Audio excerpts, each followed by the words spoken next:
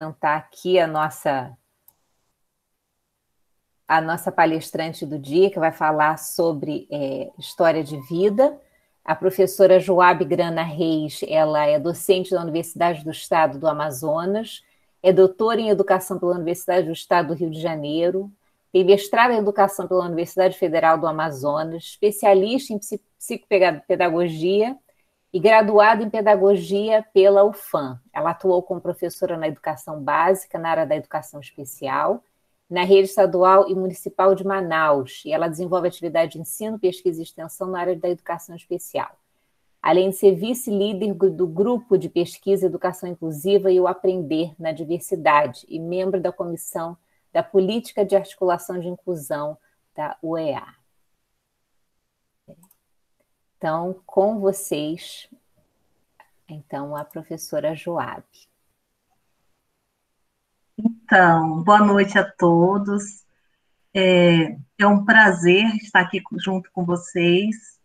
Espero, né, como eu estava conversando anteriormente com a professora, que vocês estejam bem na medida do possível, né? Eu falo na medida do possível porque nós todos estamos vivendo juntos, né? Apesar de lugares diferentes, situações muito peculiares com relação à pandemia, né? Então, nesse sentido que eu falo, né? E, assim, agradecer a professora Débora pelo convite, né, por esse momento, pela essa abertura de diálogo, né, para que a gente possa estar falando de uma possibilidade, né, de método de pesquisa que é a história de vida, né? Então, a gente sabe que no campo da pesquisa tem vários caminhos, né? E aqui a gente vai fazer um recorte para falar sobre história de vida. Eu fiz um roteirinho, tá? E aí, como é que eu organizei minha fala? Falando um pouco, né, dessa aproximação, como é que eu cheguei na história de vida, e trazer um pouco alguns conceitos que eu penso que são importantes, ao mesmo tempo falar desses conceitos e fazer essa interlocução com o movimento que eu fiz na minha pesquisa, né? Eu penso que você fazer, né, a gente lê os livros, né, lê tudo, mas quando a gente vai para o executar, fazer todo o planejamento, né, que a gente vai entendendo aí os desafios de fazer pesquisa, tá? Então, eu vou projetar aqui.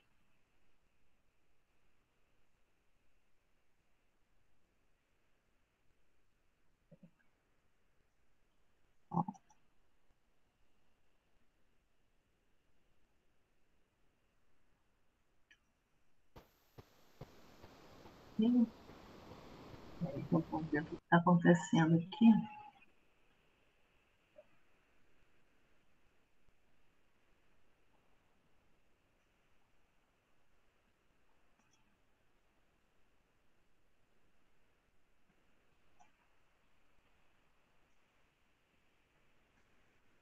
Assim.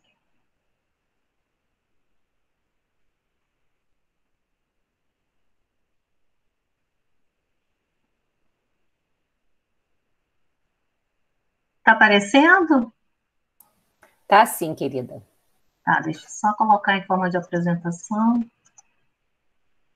Joabe, deixa eu só te interromper uma coisa.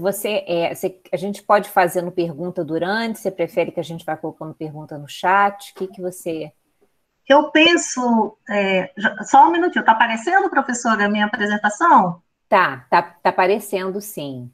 Tá, só um minutinho. Vou já responder. Eu penso que podemos fazer durante ou no final, né? Se tiver alguma questão, a gente pode estar interagindo, professora.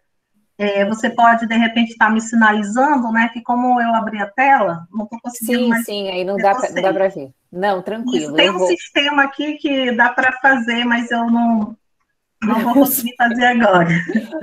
Não, tranquilo. Então a gente dá aquela interrompida básica, se pintar Isso, aí a alguma. gente para, conversa um pouquinho, tá bom? Tá. E aí Então eu é vou mais pedir. assim um diálogo mesmo. Eu fiz um roteirinho, né, para direcionar a fala, trazer o que é mais importante, porque assim a gente está aprendendo a trabalhar pelo esse sistema remoto, né? Então tentar adequar assim a metodologia, né? Enfim, ok?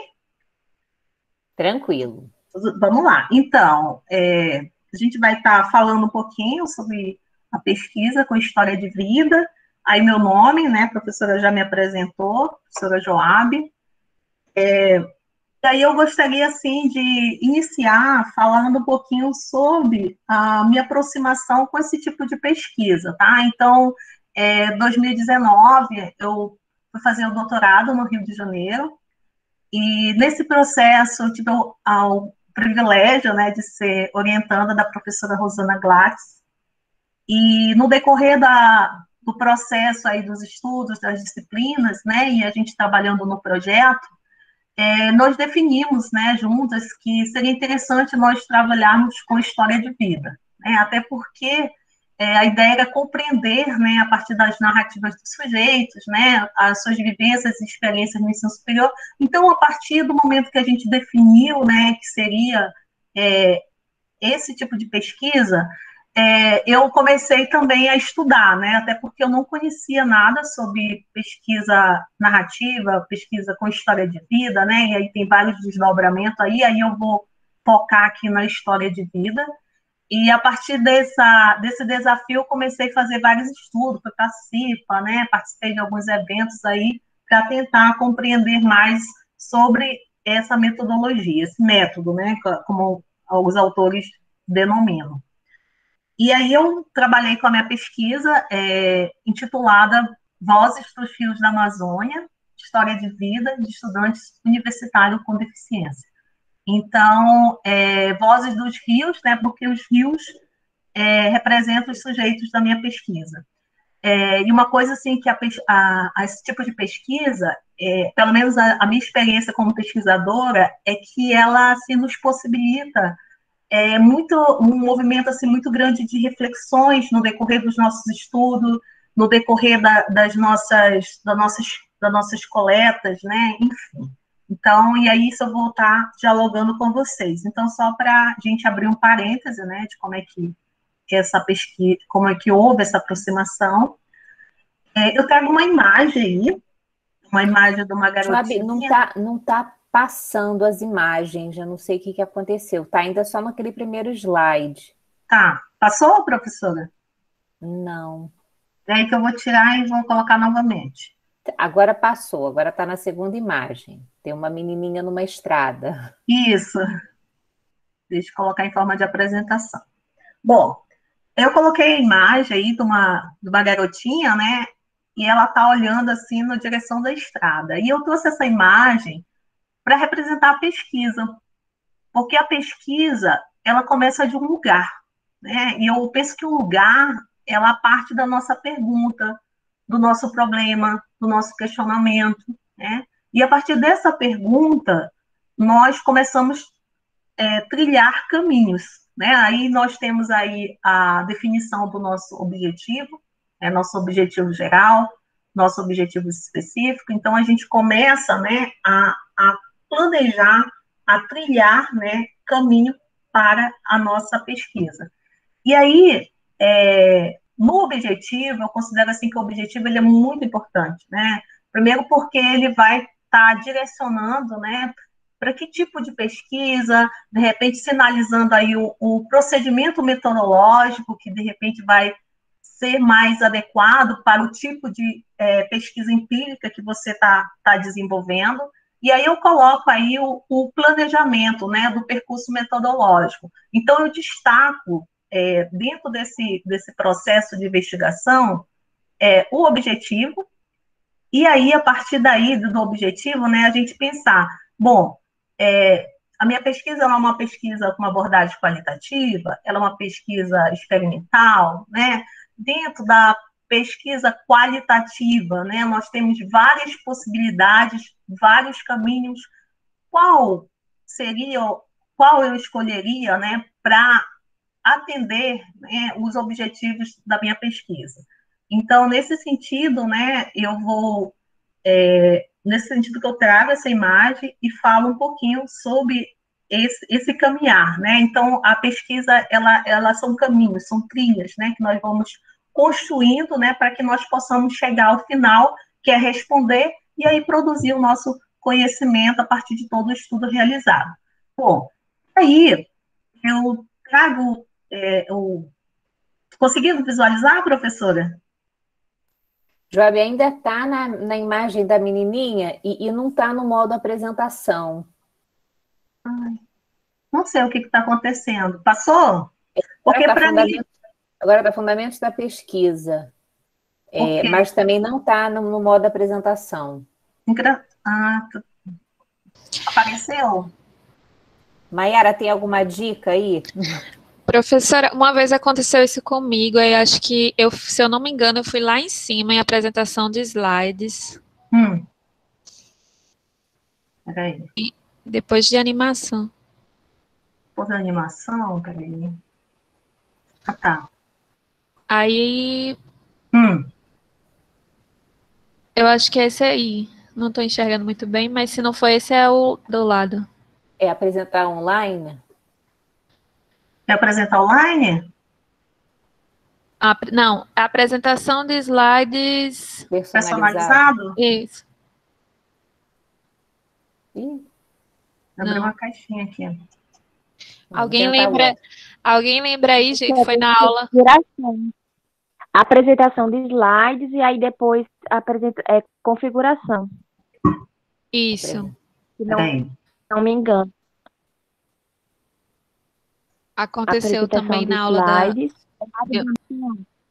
aula de animação, onde a senhora estava. Apresentação de slides. Ah, tá.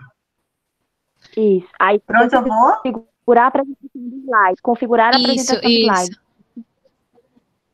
Isso, Bárbara. Não é isso? Aí apresentando por uma pessoa, né? Janela, Isso. Do ok? Não, abaixo Clica lá em abaixo de exibida por um orador, aí tem a apresentada por uma pessoa janela. Isso. Ah, tá.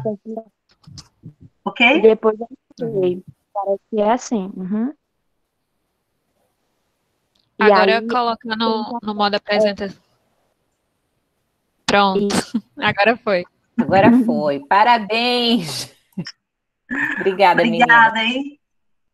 Então, nós vamos ter aí o nosso planejamento da nossa pesquisa, né? E aí nós vamos começar a traçar o nosso percurso metodológico. E o percurso metodológico é justamente nós fazermos o detalhamento, como é que nós vamos responder os nossos objetivos da pesquisa. E nós sabemos que dentro da pesquisa qualitativa tem vários caminhos, né? Tem várias opções, né? Só que a escolha, ela é feita de acordo com o objetivo, né? Como é que esse objetivo, ele pode, como é que essa escolha, né, vai colaborar para que você possa responder no final o objetivo que você está propondo na pesquisa. Bom, dentro dessas possibilidades, nós temos a pesquisa qualitativa, né, porque a história de vida ela é uma pesquisa qualitativa, tá? E aí nós temos aí a história de vida. Eu trago nesse primeiro momento uma citação de um sociólogo italiano, Franco Ferrarotti. Ele diz o seguinte, né, que os seres humanos não são dados que possamos conhecer a partir do olhar exterior e objetivo. Os humanos são processos em devir, seres ancorados no espaço e no tempo, sujeitos instáveis e incertos. Por que eu trago, né, essa citação do Franco Ferrarotti?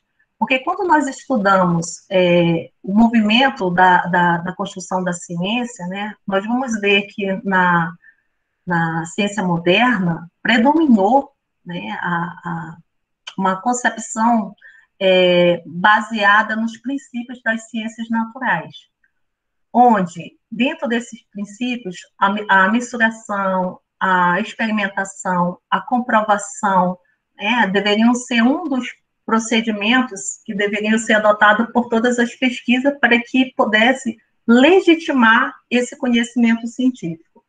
E nessa perspectiva também, né, de pesquisa, há uma ênfase na objetividade e na neutralidade do pesquisador.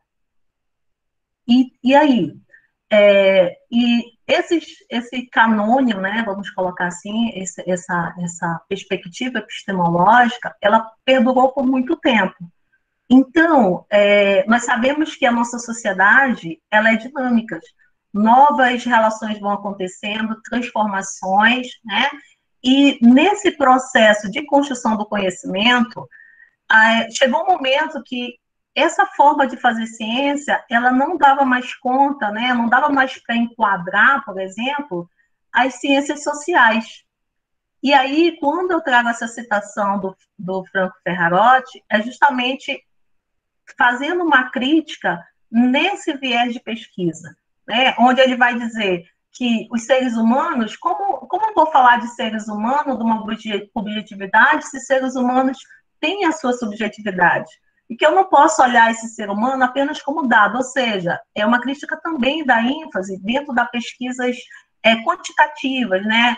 Com relação à questão do uso das estatísticas, das mensurações, né? E como é que nós poderíamos trabalhar esse campo da subjetividade? Então, quando eu trago essa fala aqui, é justamente para a gente pensar nessa ruptura, né?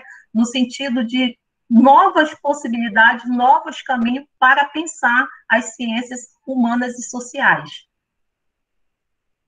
E aí o Franco Ferrarotti, né, ele traz contribuições importantes dentro da pesquisa da história de vida, né, que eu vou trazê-los novamente, mas eu trago, né, essa citação para falar dessa ruptura, né, desse novo olhar, né, dessa forma de fazer ciência. Fazendo meus estudos, né, com relação à questão da pesquisa narrativa, né, nós tivemos aí na década de 30, as escolas sociológicas, né, as escolas de Chicago, né, nós tivemos aí a migração dos poloneses. Então, assim, houve todo um movimento, né, onde, né, não dava mais para quantificar, mas havia necessidade de trabalhar dados mais subjetivos. Então, assim, há toda uma movimentação para pensar nessas rupturas, né, de pensar uma nova forma de fazer ciência. E aí eu trago também um teórico muito importante, que é o Daniel Berthaud, né? O Daniel Berthaud, ele faz distinção entre duas formas, né, diferentes de se trabalhar a construção da pesquisa, né? Então, aí tem a definição do Life History e Life Story.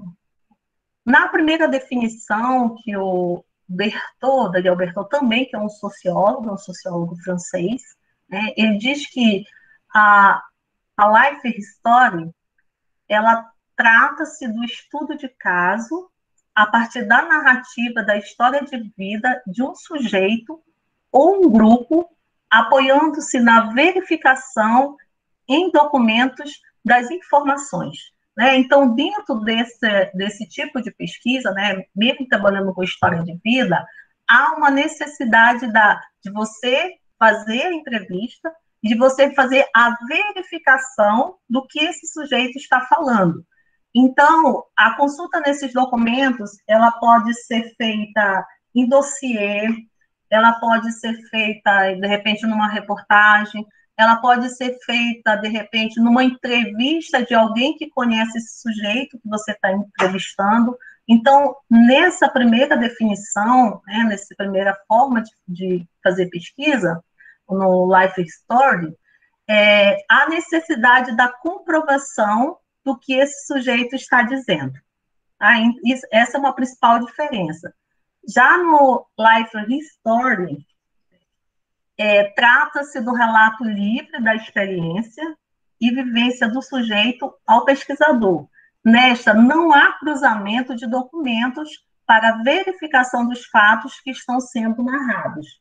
Ou seja, nesse tipo de pesquisa, né, nessa segunda distinção, definida por Daniel Berthaud, o pesquisador ele não tem necessidade de fazer a verificação dos relatos, né, do que o sujeito falou.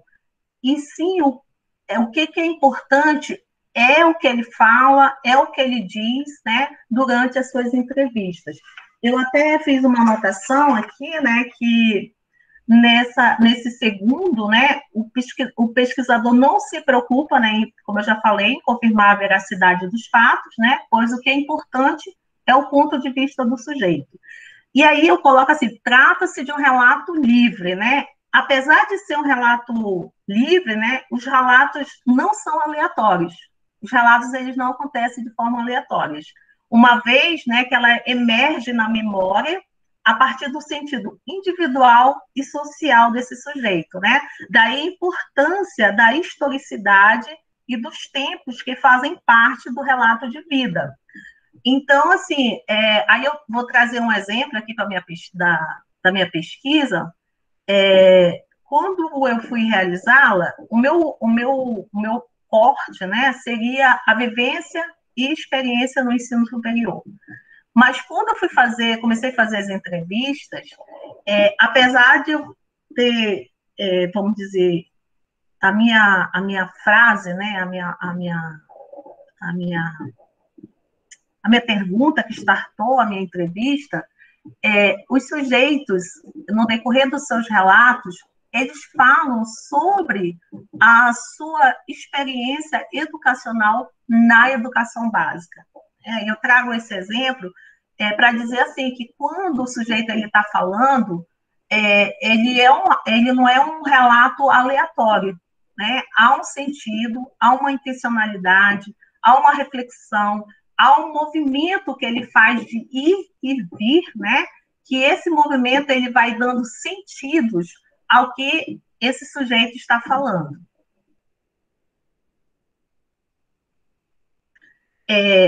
Nessa definição, né? Então, essa primeira, eu faço a entrevista e tenho necessidade da verificação. Na segunda, o que é importante é o relato do sujeito. Então, não há necessidade de verificação. Essa é a principal diferença. E, a partir do estudo da professora Rosana, foi o que que eu estudei, né, e o que eu fundamentei aqui a minha fala, né, a gente vai dar ênfase no segundo, no Life History, né, que ela fala que, para não ficar relato ou história, né? Como fica estranho o E em língua portuguesa, né? Então, ela adotou história de vida, né? Dentro dos seus estudos. Joab, então, deixa eu só te fazer uma pergunta, porque é uma coisa que a gente fala muito da pesquisa experimental, nessas metodologias, vamos falar assim, mais objetivas, né? Uhum. Que a gente trabalha menos com a questão subjetiva. E a gente fala muito da necessidade de triangular dado, né? E que eu achei muito interessante quando lendo um pouco sobre história de vida, essa não necessidade de você estar fazendo triangulação de dado. Você considera apenas o relato do sujeito, porque é a percepção dele que interessa. Mesmo que o que ele esteja falando não esteja condizente com a realidade. Eu estou muito mais preocupada naquilo que é percebido pelo sujeito, é isso? Sim, professora. E aí eu penso assim que são a forma como nós vamos compreender, né, a construção desse conhecimento. Então, dentro dessa abordagem de pesquisa, o que é importante é o que esse sujeito ele vai relatar. Só que, assim, há esse entendimento que, ao relatar, né, como eu falei, assim, ele não é um simples relato aleatório, ele tem sentido, né, porque esse sujeito ele está inserido numa sociedade onde tem as suas dinâmicas sociais, culturais, né, e que essas dinâmicas, elas vão constituindo. Então, o que ele vai estar relatando, ele vai tendo um sentido que a gente chama de, vai trazendo uma biografia individual. Por exemplo, tem uma autora, a Delohry, né, quando ela fala assim, sobre a questão dos relatos, né, eu até fiz aqui uma anotação, ela diz que os relatos, né, por exemplo, quando você vai falar sobre trajetórias, né, não são justaposições, né, mas são um conjunto, né, são conjuntos que, mesmo no tempo psíquico, né, que tem a ver com a constituição individual do sujeito, né, e o social, ele traz marcas dos ambientes culturais e sociais na qual ele se inscreve. Então, assim, nesse tipo de pesquisa, você vai, de fato, valorizar o que esse sujeito vai falar durante a sua entrevista. Mas você contextualiza, tipo, você vai ter o relato dele, mas, ao mesmo tempo, você vai explicar para o leitor o que estava acontecendo naquela determinada situação. Quer dizer, em outras palavras, quando você contextualiza, você também está trazendo um outro ponto de vista, não está? O importante também, professora, por exemplo, quando você vai trabalhar a produção de dados, é muito importante você trazer dentro da tua escrita esses relatos. Certo. Isso é um ponto muito importante. Por que eu estou destacando isso? Nós fizemos um estudo no grupo de pesquisa, onde a pesquisa era identificar publicações que falassem sobre autopercepção de pessoas com deficiência intelectual, né? E dentro desse levantamento que nós realizamos no grupo de pesquisa, nós identificamos, por exemplo, que há pesquisas que vão falar sobre a autopercepção desse sujeito, né? No caso, a gente definiu pessoas com deficiência intelectual, mas, assim, quando nós íamos ler os trabalhos, né, por exemplo, se falava sobre o que esse sujeito falou, por exemplo, né? Mas não se trazia esses relatos, essas falas, né? Então, por exemplo, dentro da pesquisa da história de vida, é muito importante você trazer os relatos, porque os relatos, eles também falam por si mesmos. Sim. Aí eu vou trazer alguns exemplos aí no finalzinho aí da minha fala. Tá certo. Jéssica, você tinha uma pergunta? Você está com a mão levantada. Não, sim, professora. Na verdade, não é nenhuma pergunta, é uma observação, porque no Life History eu percebi que é muito parecido com, na verdade, no Life History, né? É muito parecido com o que a gente faz no dia a dia como assistente social, né? Porque você colhe os relatos das pessoas, né? Parte disso é sobre a história de vida delas, né? Sempre guiado por uma entrevista ou um questionário. E para comprovação disso, você necessita de documentos, né? E a partir dessas duas coisas, a gente elabora um relatório, um parecer social. E é interessante ver que isso é uma coisa que, profissionalmente, a gente faz todos os dias, né? Que é comum no nosso dia a dia. E o quanto é importante ter esses dados para, de repente, você elaborar pesquisas, né, que podem vir a contribuir para programas sociais, para políticas públicas. E quando eu estava na graduação, os professores sempre falavam sobre isso, né, sobre o processo de documentação disso, porque são dados científicos muito importantes, né, interessantes para a gente. Sim, Jéssica. E eu penso assim, que a escolha vai ter muito a ver com o objetivo da sua pesquisa, né? Então, no caso aqui, né, eu vou dar destaque aí no segundo, né? No History Story.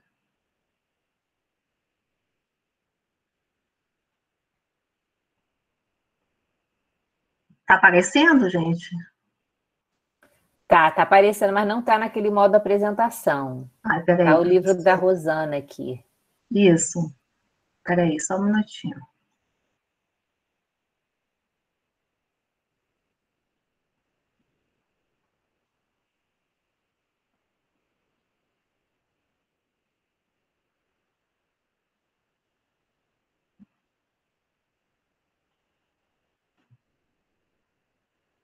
Aparecendo? Está aparecendo, professora? Sim, está aparecendo, sim. Tá. Então, a professora Rosana, ela trabalhou com essa segunda, vamos dizer, segunda perspectiva de pesquisa, né? E aí, nós temos aí um trabalho pioneiro no Brasil, que é um trabalho que ele é referendado em quase todos os artigos que a gente lê sobre história de vida, Foi uma pesquisa que ela realizou na década de 80, e a Rosana fala assim que, a princípio, o objetivo não era entrevistar mulheres com deficiência intelectual, mas sim seus familiares, né? E a partir de um evento que houve no Rio de Janeiro, onde houve a participação de pessoas com deficiência falando, né? Então isso despertou, né? Deu um direcionamento para os seus estudos. E aí o objetivo da pesquisa foi ouvir o que essas mulheres tinham a dizer sobre si mesmas, para determinar até que ponto suas vidas estavam restritas ao papel social estereotipado de deficiente. Então, a grande contribuição da pesquisa da professora, primeiro, foi o método História de Vida, né, porque foi pioneiro, e a partir dele, muitos trabalhos passaram a ser produzidos, inclusive o texto que foi indicado para a leitura do livro Trilhas, né, lá são apresentados vários trabalhos, né, com esse tipo de estudo. E a contribuição, né, dessa pesquisa é a constatação que essas pessoas eram capazes de falar sobre si, refletir sobre sua vida e nos ensinar, através de sua experiência, sobre a condição da deficiência. Foi um dado revelador, o que colocou em xeque muito do nosso pensar sobre o nosso saber de especialista. Então, o trabalho ele foi muito importante. Imagina se a gente trabalhar com vozes silenciadas, né? Vozes consideradas, pessoas consideradas incapazes de falar, né? Nós sabemos que na década de 80, essa visão estigmatizada, né, da deficiência enquanto incapacidade, enquanto produtividade, estava bastante presente. Não estou dizendo que no contexto atual não esteja, mas nós já tivemos avanço. Então, você poder, né, trazer essas vozes, elas falarem por si mesmo, isso foi um dado muito revelador, muito importante, que foi apresentado nessa pesquisa. Então, a pesquisa com história de vida, ela possibilita você compreender, apreender os sentidos, né, que são experienciados e vivenciados por essas pessoas. Então, é um tipo de pesquisa que você pode estar trabalhando com vozes silenciadas. Aí, no caso, no campo da área de educação especial, eu penso assim que é uma pesquisa que ela pode colaborar de forma com dados científicos, com evidências, né? E você pode, como é que eu posso falar? São pesquisas assim que o que eu quero falar? Assim, que emergem dados que você, numa entrevista estruturada, você nem imaginava, por exemplo, perguntar, né? Eu vou falar um pouquinho desse procedimento da pesquisa. Então, assim, eu destaco aqui o trabalho da professora Rosana Glatt, né, com relação à pesquisa com história de vida, um marco, e um trabalho pioneiro, e a partir desse trabalho, outros estudos, eles vêm acontecendo. Eu fiz um esqueminha aqui para falar aí do procedimento metodológico que nós utilizamos para a produção de dado a partir da história de vida. E aí eu coloquei alguns elementos importantes, né? Primeiro, assim, a entrevista aberta, a pergunta, o aprofundamento do esclarecimento, o registro das falas, as falas do sujeito, o pesquisador e a escuta.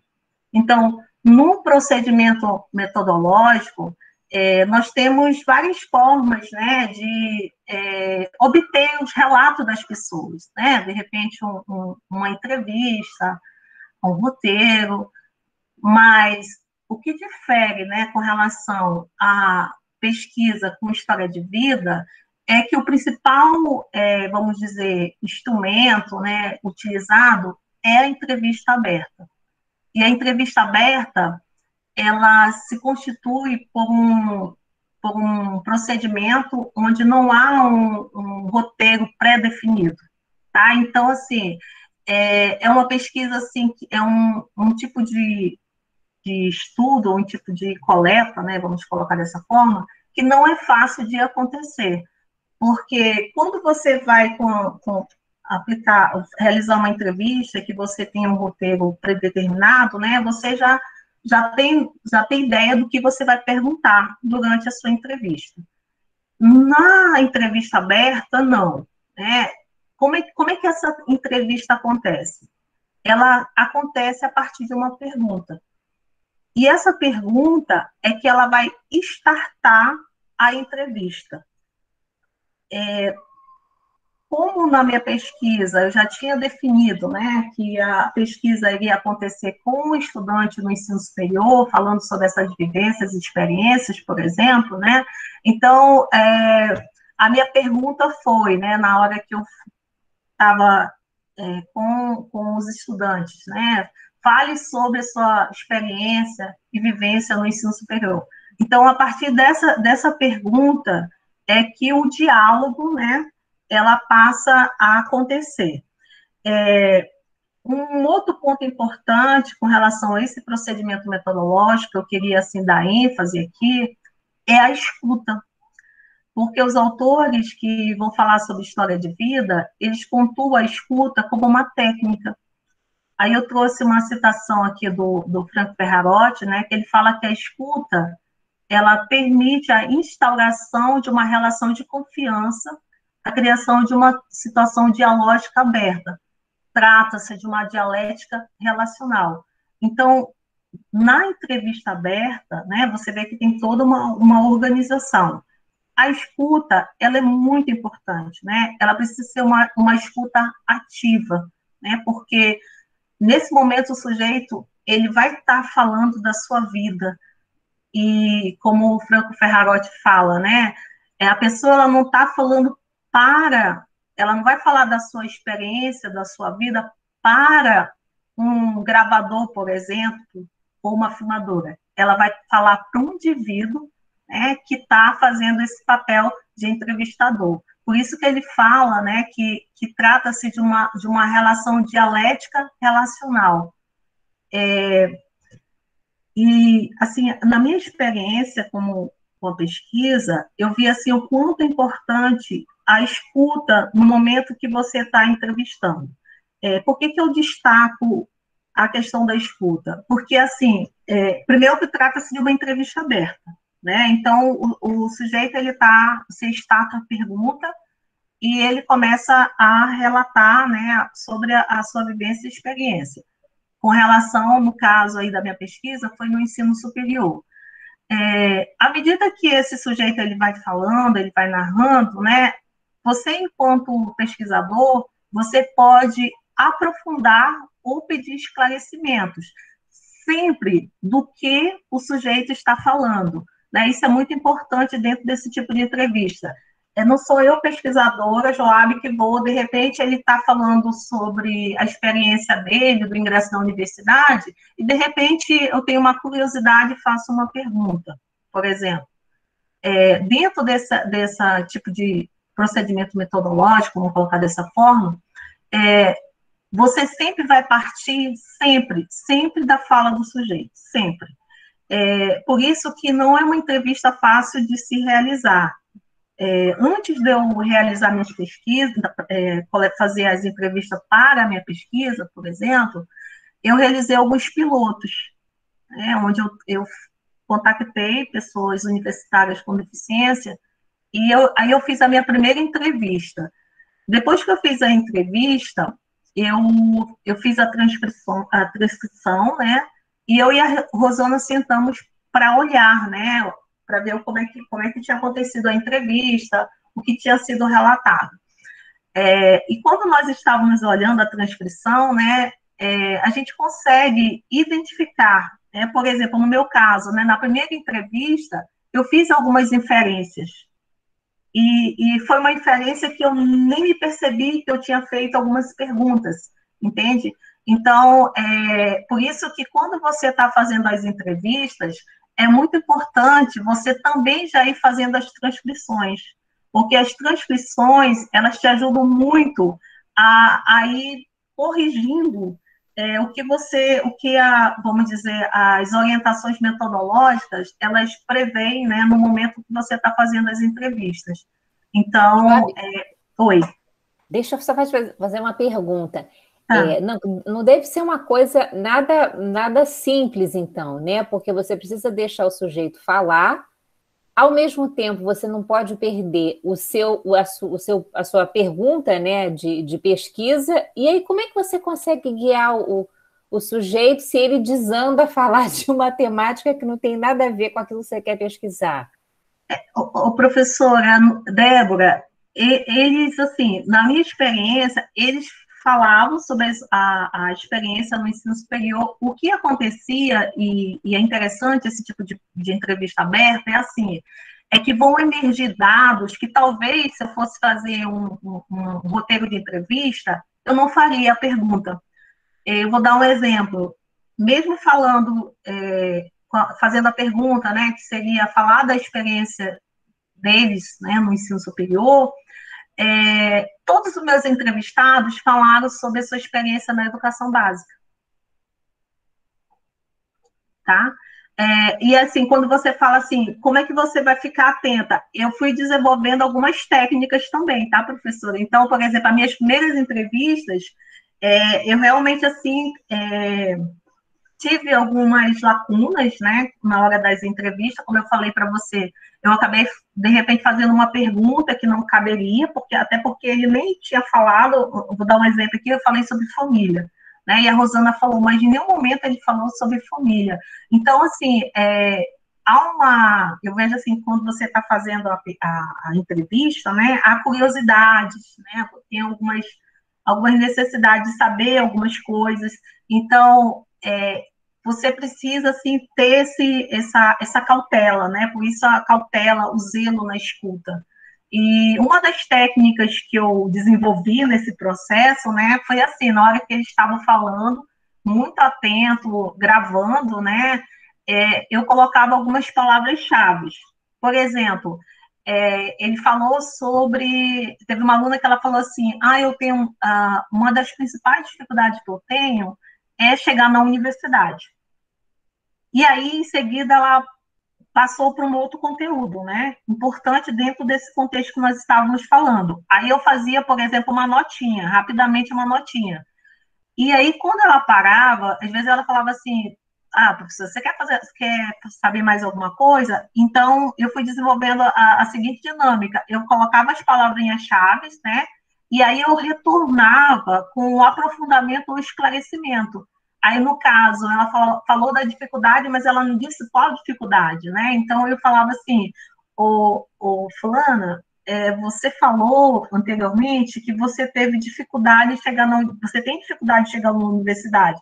Você poderia falar mais um pouquinho sobre isso? Quais são essas dificuldades? Aí ela retomava, né? E começava a falar novamente. Mas assim, Débora, eu não tive a experiência dentro das entrevistas abertas, na minha pesquisa, de repente, do participante falar, vamos dizer, coisas que não fossem importantes para a pesquisa. Entendi. Entendeu? Não aconteceu isso. Agora, por exemplo, quando eu fui fazer a entrevista com o estudante autista, eu vi assim que ele falava, e depois ele parava e me olhava. Ele disse, sim, professora, pode fazer a pergunta. Então, assim, eu tive assim que Nossa, que ir desafio, hein?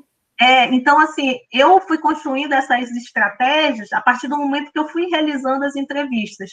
Porque, assim, eu falava, meu Deus, como é que eu vou voltar, né? Por isso que os pilotos foram muito importantes para mim.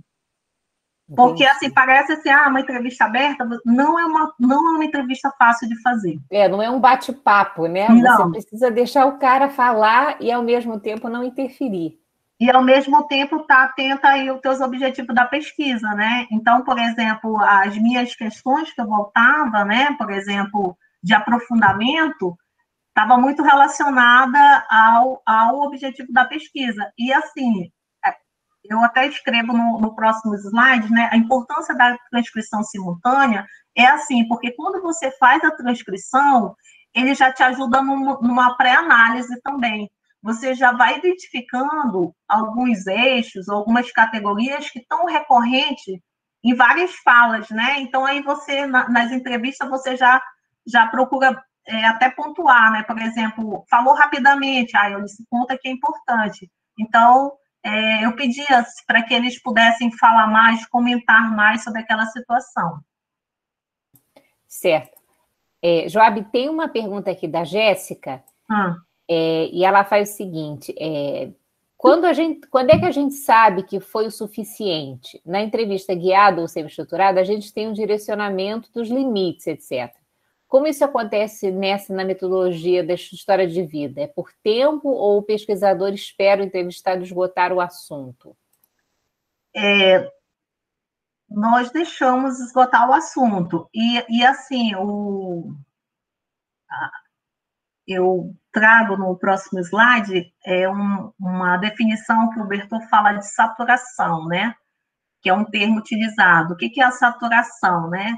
É quando você já identifica a repetição daquelas informações, né? Onde, de repente, isso não vai mais agregar nada com relação à produção de dados.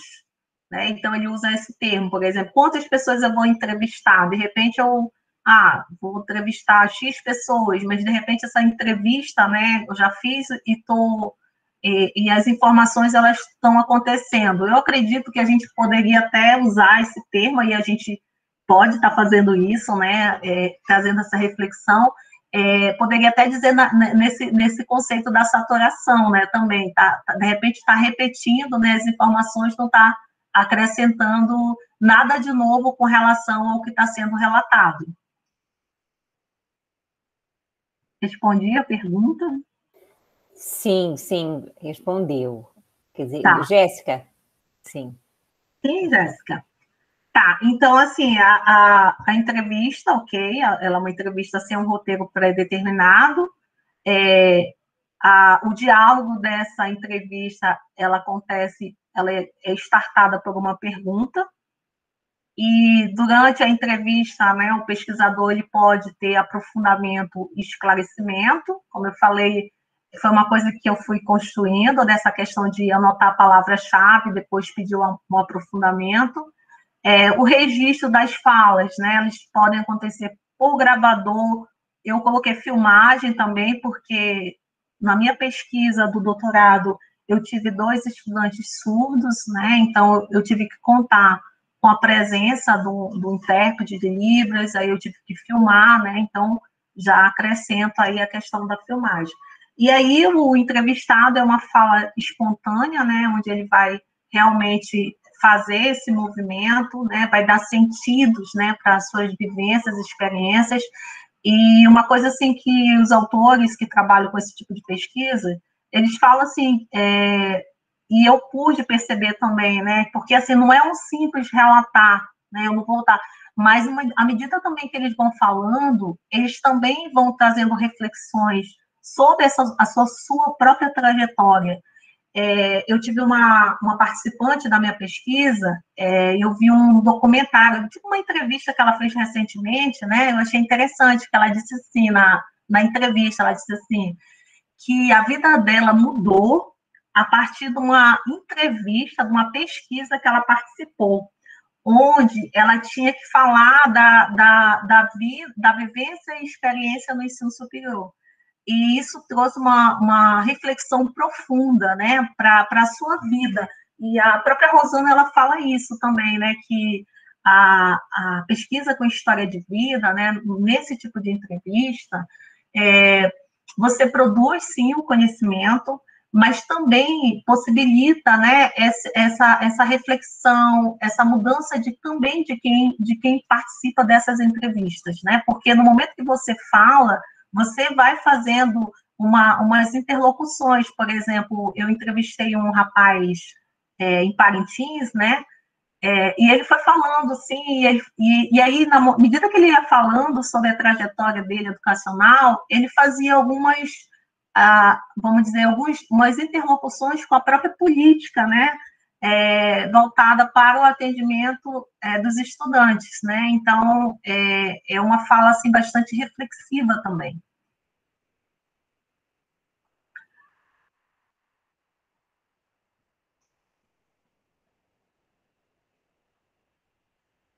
Está aparecendo? Tá. Tá no primeiro, eu acho que tá no slide 8, mas não está no modo apresentação. Pega aí, professora, apresentar de novo. Não sei o que está acontecendo hoje. Apareceu? Agora foi, sim. Tá ótimo. Agora está naquele vamos lá. esquema do bonequinho com entrevista aberta em cima. Ok. Então, aí nós temos a fala, né, desse sujeito, né, e aí o pesquisador, né, que precisa estar atento a toda essa dinâmica. Então, eu tentei, assim, montar aqui como se fosse um mapa, né, para que a gente pudesse estar visualizando toda a preparação que é necessária para se fazer essas entrevistas, né, e também compartilhando um pouco a minha experiência com todo esse procedimento aí metodológico. Coloquei aqui uma citação da Adams, né, que ela fala que a escuta, né, novamente, quando a gente vai falar sobre os autores que vão falar sobre história de vida, eles dão uma ênfase muito grande na escuta, né? Então, a escuta respeitosa tenta aprender a especificidade do mundo pessoal. Nessa perspectiva, o pesquisador é, antes de mais nada, aprendiz da verdade do outro. Ora, a alteridade é, por natureza, irredutível. Como alcançar a visão que o outro tem de si, de seu mundo? Somente pelo diálogo. A dimensão dialógica da investigação constitui a garantia da adequação do discurso produzido nesse encontro, né? Então, mais uma fala, né, que vai enfatizar, né, a importância, né, da escuta, porque a escuta, ela é vista como uma técnica nesse processo da entrevista aberta. Eu trouxe aqui os pontos que eu já havia comentado, o ponto de saturação, né, que é o momento em que se identifica que a produção dos dados estão sendo repetitivos, né? Eu já pontuei da importância, né, da entrevista e da transcrição simultânea, porque ela nos possibilita uma pré-análise, né, e ela colabora no processo da entrevista. Por exemplo, quando você começa a fazer essa entrevista e vai conseguindo fazer a transcrição, você também já vai identificando, né, alguns eixos temáticos ou categorias a partir dessa pré-análise que você está realizando. E a produção dos dados, né, ele emerge da narrativa de cada sujeito participante do estudo. Então, assim, eu não venho com as minhas categorias ou com meus eixos temáticos, né, atrelado ao meu objetivo, mas sim, né, ela vai emergir a partir da narrativa desses sujeitos.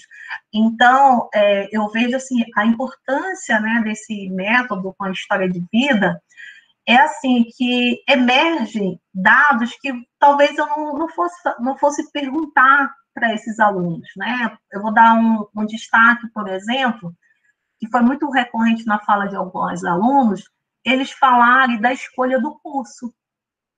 Eu penso assim, que talvez eu não fizesse essa pergunta, né? Por que você foi fazer medicina? Por que você foi fazer ciências biológicas?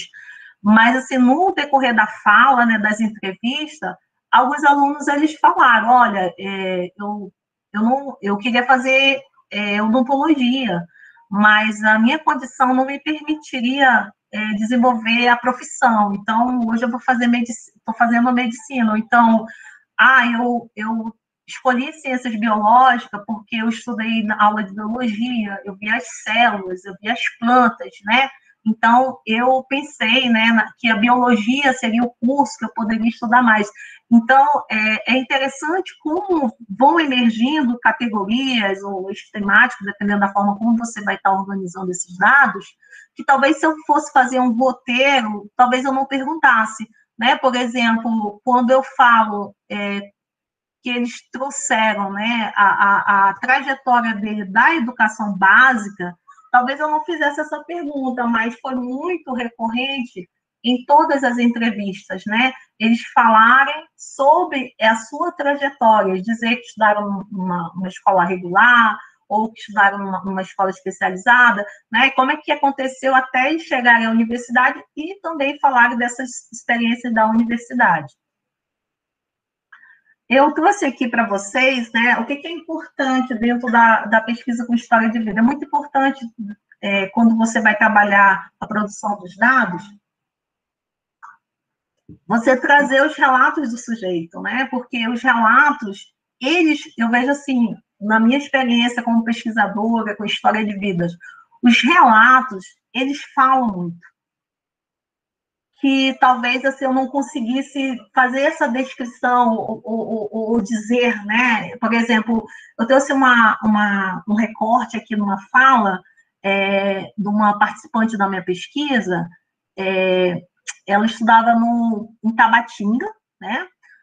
Numa unidade da UEA em Tabatinga. Tabatinga fica na fronteira do Peru com a Colômbia. E essa aluna, ela fazia o curso de Direito, de uma deficiência visual, né?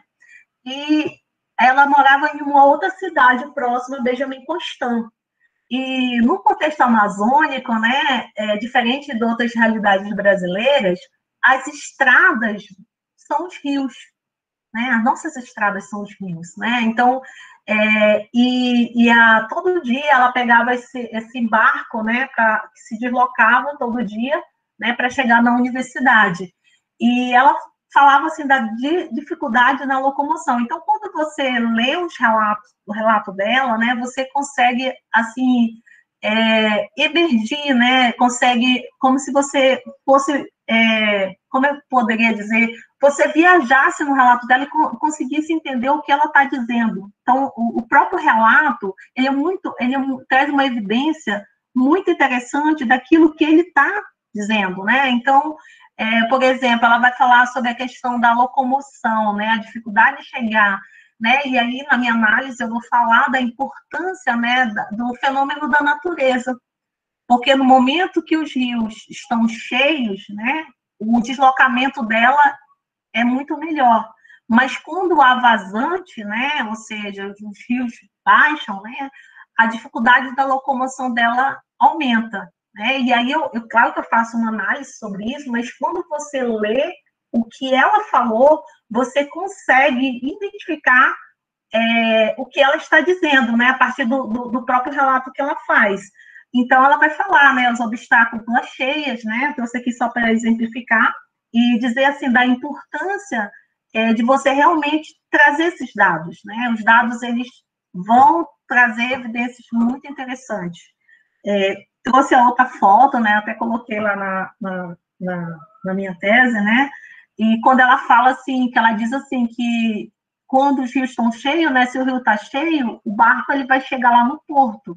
Mas se tem a vazante, ele não vai chegar. E aí são essas pontes que ela fala, né? A dificuldade de ir e vir, né, para a universidade nesse período que os barcos não conseguem chegar mais próximo do porto, né? Então a gente vai falar aí de locomoção, deslocamento, né? A partir do lugar, né, onde os rios as estradas são os rios, né? E a gente vai tratar essas questões, né? Que não dá para a gente falar como é que eu posso dizer, de mobilidade, né? Você precisa considerar as peculiaridades, né, locais de cada localidade. Joab, aí você fala assim, você fala então que essa entrevistada ela falou desses rios. Aí você, por exemplo, você coloca essa imagem no seu trabalho ou não? Coloco, professora, coloco. Mas aí quando você coloca essa imagem, não é como você coloca essa imagem como se fosse uma imagem ilustrativa do que ela disse. Isso. Mas não uma imagem para um pouco que comprovar que o que ela estava dizendo era a realidade. Não, a ideia é mais assim, porque assim, nem todo mundo conhece, né? Vamos dizer, ela fala as pontes, né? Os barcos, né? Então a ideia foi ilustrar, né? Para quem vai conhecer um pouco aquela realidade, saber do que ela está falando, mas no sentido da ilustração mesmo, não para comprovar o que ela está dizendo. Seria mais nesse sentido, professora. Certo. Mas para poder contextualizar o leitor. O leitor, isso, quando ela diz assim, as pontes, a distância, né? Então, você lendo o relato e olhando, você consegue imaginar o que acontece. Uhum. Sim, entendi.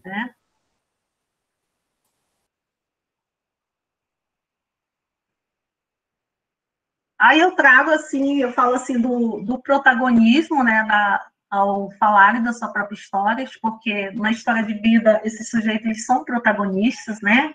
E aí eu digo que as vozes dos estudantes no ensino superior com deficiência revelam experiências, saberes, aprendizados, né, que poderão contribuir para repensar, a partir da realidade local, as políticas institucionais de inclusão, inclusive no ambiente de sala de aula.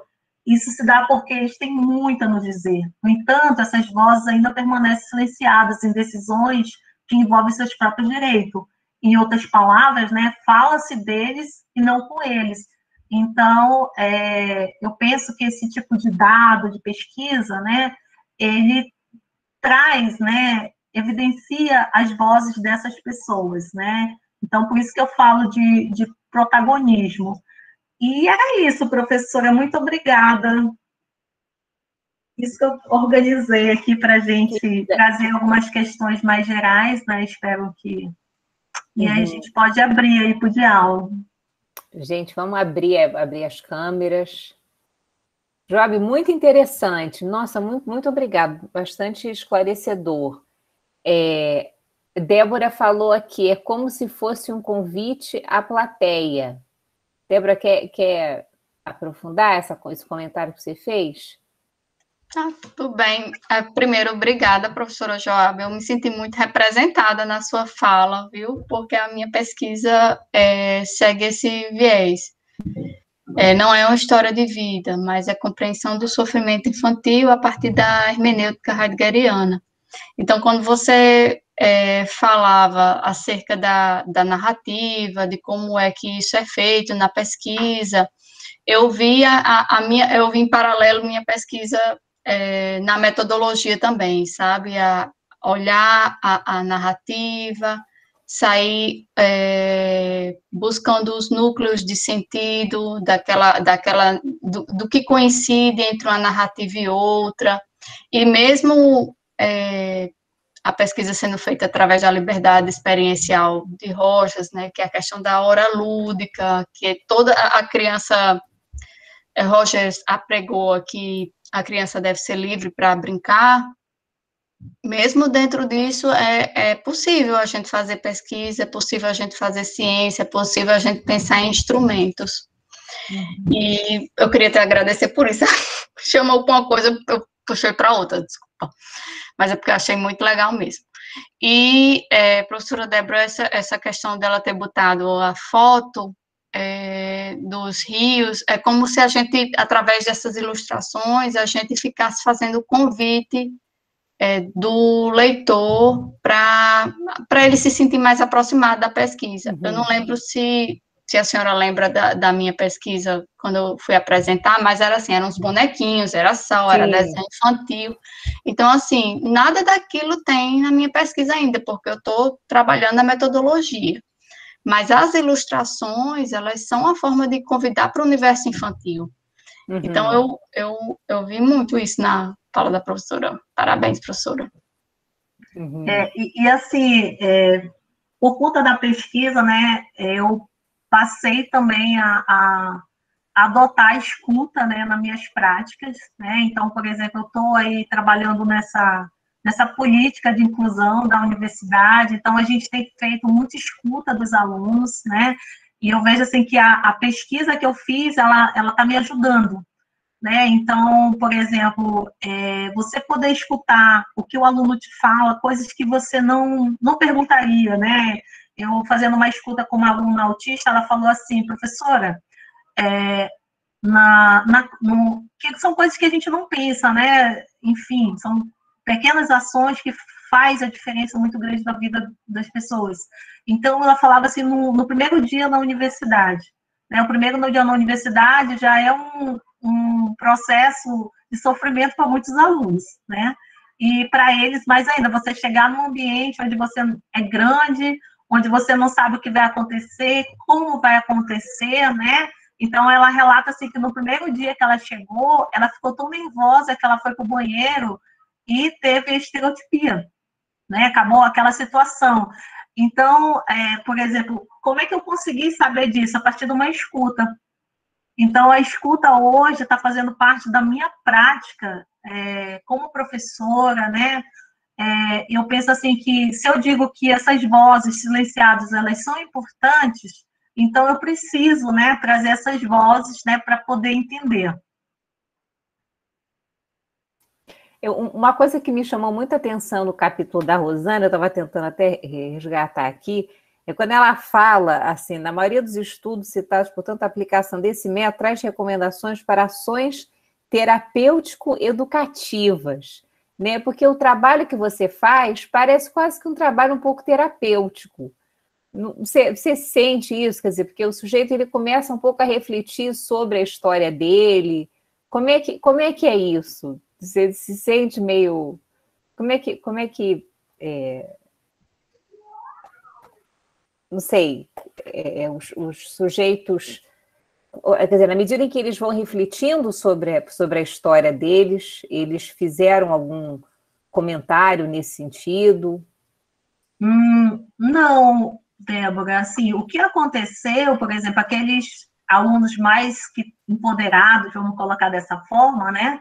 Na hora que eles vão falando, eles vão fazendo algumas articulações com as políticas públicas, né? Então, eles vão não só falando dessas experiências, mas já fazendo esses links também.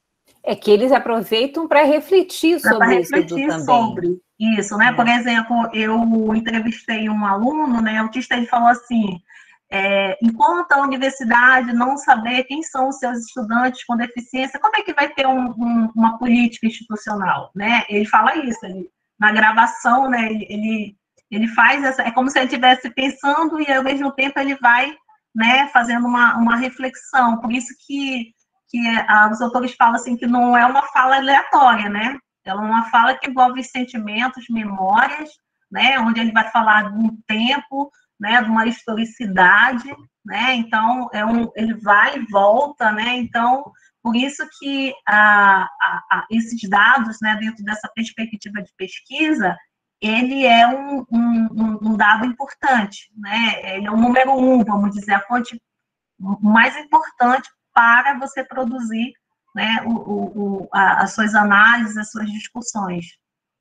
Agora, eu vi também que na história de vida você pode estar pesquisando mais de um sujeito, não é? Quer dizer, você... E quando essas histórias, elas não batem, né? Em que sentido? Imagina que você esteja estudando uma comunidade, uma escola, aí você tem uma mãe que fala de uma perspectiva, a criança fala de outra e o professor fala de outro.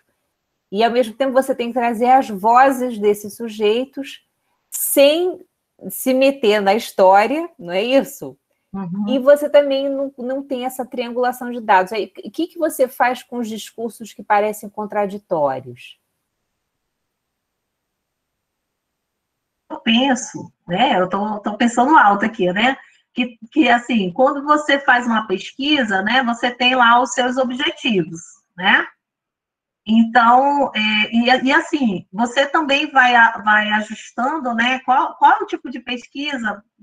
Talvez, assim, a história de vida atenderia vamos dizer, atenderia a produção de dados, né? Então, eu acho que teria que verificar isso, né? Porque você vê que é uma entrevista, é um procedimento metodológico, né? Que ela vai envolver essas vozes, né? E tem uma palavra-chave ali que vai estar startando, né? Quando você já delimita bem, né? Porque assim, pode ser de repente que você ainda não tenha delimitado, né? E aí você vai, por exemplo, a gente fez uma entrevista com pessoas com deficiência intelectual. Aí você fala assim, a pergunta era, fale sobre a sua vida, né? Alguma coisa assim. E aí, assim, a fala, assim, é muito mais abrangente, né? São vários conteúdos, assim, que vão sendo relatados pelos participantes. No caso aqui da minha pesquisa, Débora, eu identifico, né, posso analisar, que foi uma entrevista que ela foi, assim, bem interessante, entende? Então, assim, algumas falas, assim, estavam presentes, né, alguns pontos que foram relatado por um, eu identifiquei no outro, né? Há convergências também, né? Há divergências, enfim, né? Eu penso assim, Débora, que teria que olhar, né, o objetivo, né, e também se, né, a história de vida seria adequada aí nessa coleta, nessa produção de dados. Sim, com certeza. Eu acho que tudo vai depender muito do seu ponto de partida, né? Qual é o seu objetivo de pesquisa? E como você disse, essa tua questão quer dizer, você vai estar focando, né? Não pode esquecer do seu problema de pesquisa que você vai, então, estar tentando coletar a partir da fala dos seus sujeitos. Isso. Gente, vocês estão fazendo alguns comentários aqui no chat, mas eu quero saber se vocês têm alguma coisa mais a dizer, aproveitar aí da nossa convidada, que está tão distante da gente, está lá em Manaus, ela vai ter que pegar um avião para voltar, tem que aproveitar agora. Professora, Oi, Jéssica. A minha pergunta é se tem uma idade recomendada para fazer esse tipo de pesquisa, porque eu fico imaginando se é uma criança muito pequenininha, talvez não seja a metodologia mais adequada, né? Porque como é um processo de ração, que pode se estender muito, não imagino que as respostas das crianças, não sei, talvez eu esteja muito enganada e tenham pesquisas assim, mas pensando na nossa turma, né, que trabalham muito com crianças, realmente, professora, depende do objetivo. Mas eu queria saber se existe se você conhece, eu tenho um relato de alguma pesquisa nesse sentido, né? Porque pode ser surpreendente no fim das contas. Não, Jéssica, eu não conheço nenhuma pesquisa que foi feita com crianças. Mas, assim, o que eu posso falar, né, com relação à pesquisa com história de vida, é muito interessante você trabalhar com vozes silenciadas, né? Então, é uma forma de você trazer essas vozes, trazer esse protagonismo, né? Então, é uma forma de pesquisa que possibilita isso. Professora Joab. Muito interessante. Jéssica, acho que você poderia, então, fazer uma pesquisa com crianças. Eu estava exatamente pensando nisso. Né? Eu acho que seria interessantíssimo, né, ouvir. Né? Tá aí. Eu penso que é possível, professora. Acho que tudo é possível. Sim, Débora, perdão, você ia falar. Não, desculpa, eu que entrei de cabeça sem levantar a mão.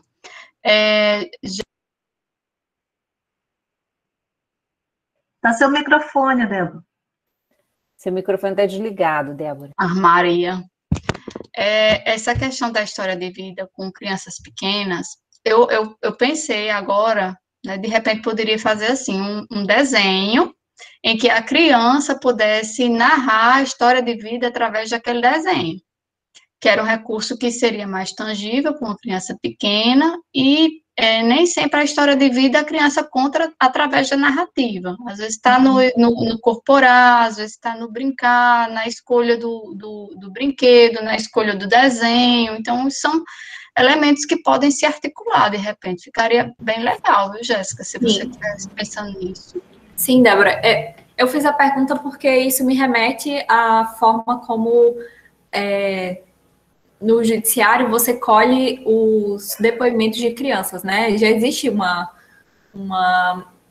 digamos assim, uma metodologia para isso, né? Para você não fazer a criança passar por um processo de investigação como ocorrem com pessoas adultas, né? Você submete ela a um colhimento de falas menos invasivo, né? Que não vai gerar nenhum trauma, ou que gere menos trauma possível. E aí, por isso que eu perguntei, porque meio que se encaixa nessa metodologia, só que em espaços diferentes. Sim. Penso que depende dos objetivos, né, que se quer alcançar, e eu vejo que a possibilidade de conhecer outras formas de fazer pesquisa, né, a gente, à medida que vai desenvolvendo, vai também criando, né, e vai ajustando aí de acordo com o público que vai se trabalhar. Perfeito. Mais alguém?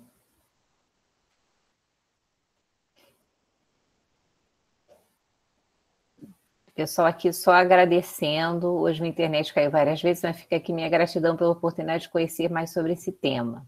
Muito interessante, adorei. Tem um livro muito legal chamado A Criança Fala. Sim, Débora, depois coloca então essa referência aí para gente. Muitos agradecimentos, Joab. Valeu a pena a sua visita aqui no ao Rio Grande do Norte, né? Vamos finalizando aqui então. E deixa eu interromper aqui a gravação.